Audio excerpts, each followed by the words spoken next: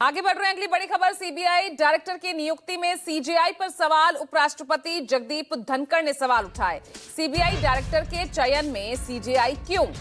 सीधे तौर पर उपराष्ट्रपति ने ये सवाल उठाया। सीजेआई कार्यकारी नियुक्ति में कैसे शामिल हो सकते हैं?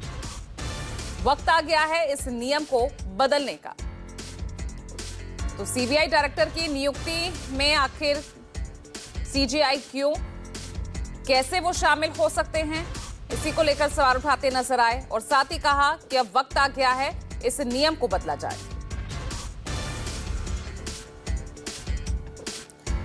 और प्रभाकर मिश्रा मेरे साथ, मेरे वरिष्ठ सहयोगी जुड़ गए हैं। प्रभाकर, थोड़ा समझना चाहेंगे नियमों को लेकर। अब नियम ऐसे हैं कि इसे बदलने का वक्त आ गया है, ये जगदीप धनखड़ कह रहे हैं। सीबीआई डायरेक्टर की नियुक्ति की जरा प्रक्रिया में थोड़ा आपसे समझना चाहूंगी।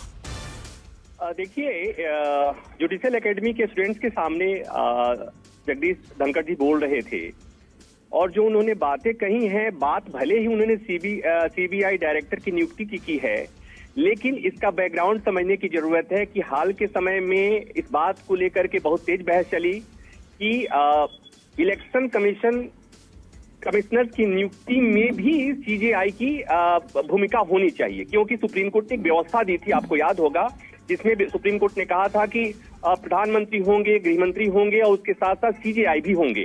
तो लेकिन बाद में संसद ने कानून बनाया और सीजेआई को उसमें से बाहर कर दिया। उसके बाद ये आलोचना होने लगी कि इसमें से सीजेआई को क्यों हटाया गया।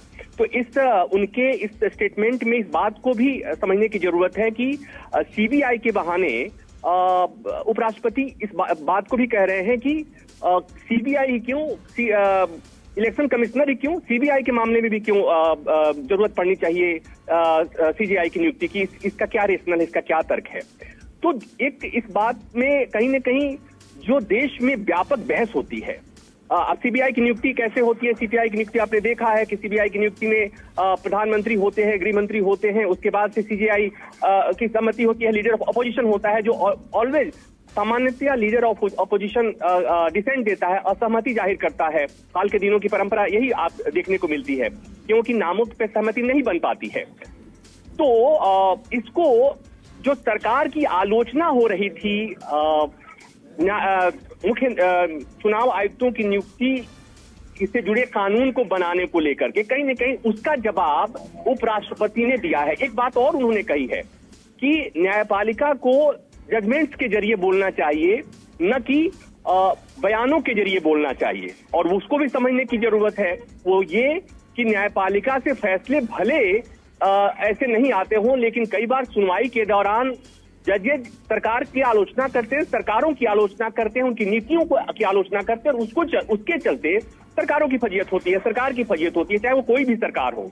तो वहां पर भी उन्होंने कहा, तो एक तरह से पूरे की पूरा एक तरह से न्यायपालिका पर बड़ा सवाल है और सीजेआई की भूमिका को लेकर ये सवाल कि सीजेआई को अपना आप न्यायिक काम कीजिए, अपने फैसले सुनाइए, आपको इन नियुक्तियों से क्या लेना देना।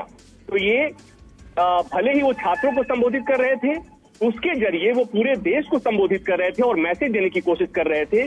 ये बहस और ये मांग गैर जरूरी है कि चुनाव आयुक्तों की नियुक्ति में सीजेआई को होना चाहिए और अब ये समय आ गया है कि सीजेआई की नियुक्ति, चुनाव आयुक्तों की नियुक्ति की बात भूल जाइए, अब तो सीबीआई की नियुक्ति में भी सीजेआई की कोई भूमिका नहीं होनी चाहिए। इस कानून को भी रिविजिट किए जाने की जरूरत है। यानी प्रभाकर, यही हुआ ना कि यहाँ से एक नई बहस को जन्म दे दिया है, क्योंकि अब तो चुनाव आयुक्त की भी नियुक्ति होनी है और अभी तो उनकी नियुक्ति में ही सीजेआई हो ना हो, इसी के सवाल को लेकर जो नया कानून आया है उसको लेकर बहस खत्म हुई नहीं थी कि अब सीबीआई जैसी जो तमाम सरकारी एजेंसियों को लेकर पहले ही विपक्ष लगातार सवाल उठाता रहा है। निश्चित तौर पर, और आप मैंने जब कहा कि चुनाव आयुक्तों की नियुक्ति में सीजेआई की भूमिका और सीजेआई की व्यवस्था खुद सुप्रीम कोर्ट ने की थी, बाद में सरकार ने कानून बना संसद ने कानून बना करके सीजेआई को उससे बाहर कर दिया था। ये मामला अभी भी सुप्रीम कोर्ट में है और सुप्रीम कोर्ट में सुनवाई होनी है। आप इस बात को भी समझने चाहिए कि सुप्रीम कोर्ट में सुनवाई होनी है और उसके पहले देश के उपराष्ट्रपति ये बात कह रहे हैं तो उसके अपने मायने हैं। और हाल के दिनों में जिस तरह के बदलाव हो रहे हैं, जिस तरह के कानून बन रहे हैं, तो उस तरह की कोई आश्चर्य नहीं हो कि कल को इस बात पे बहस हो जाए कि सीबीआई को या न्यायपालिका को न्यायिक कार्यों के इतर नियुक्तियों में वो उन्हें उनकी भूमिका क्यों होनी चाहिए। तो अब बहस तो उन्होंने एक नई छेड़ ही दी है। बिल्कुल एक नई बहस यहां से छिड़ती हुई नजर आ रही है, जिसमें जगदीप धनखड़ उपराष्ट्रपति सीधे तौर पर कह रहे हैं कि सीबीआई डायरेक्टर की नियुक्ति में आखिर सीजेआई क्यों। लेकिन अगर ये मुद्दा यहां से छेड़ा जा रहा है तो इसको किस तरह से ले आगे, क्योंकि यहाँ छात्रों को संबोधित कर रहे थे, देश के भविष्य को आगे का प्रोसेस जो समझाते हुए कि अब वक्त आ गया है कि नियमों को बदला जाए, तो किस तरह से इसको लिया जाए प्रभाकर? देखिए, उपराष्ट्रपति अगर कोई बात कहते हैं तो उसके मायने होते हैं, राष्ट्रपति कुछ कहते हैं तो उसके मायने होते हैं। वो सेंटिमेंट होता है सरकार का जो वो पब्लिकली एड्रेस करते हैं। तो यहाँ पर उपराष्ट्रपति ने जो बात कही है वो क्लियर कट संदेश है देश के लोगों को, ऑपोजिशन के लोगों को और न्यायपालिका को कि क्योंकि कई बार सरकार न्यायपालिका को जब मैं कह रहा हूं तो जब कई बार ये बात होती है, जुडिशियल एक्टिविज्म की बात होती है, और ये भी कहा जाता है कि न्यायिक सक्रियता के दौर में कई बार कार्यपालिका के कामों में न्यायपालिका बेवजह दखल देती है।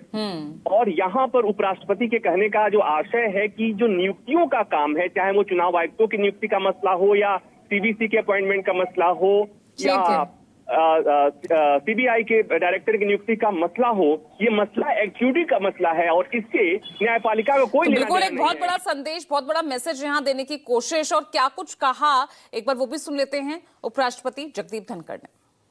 How can in a country like ours or in any democracy, by statutory prescription, Chief Justice of India participates in the selection of the CBI director?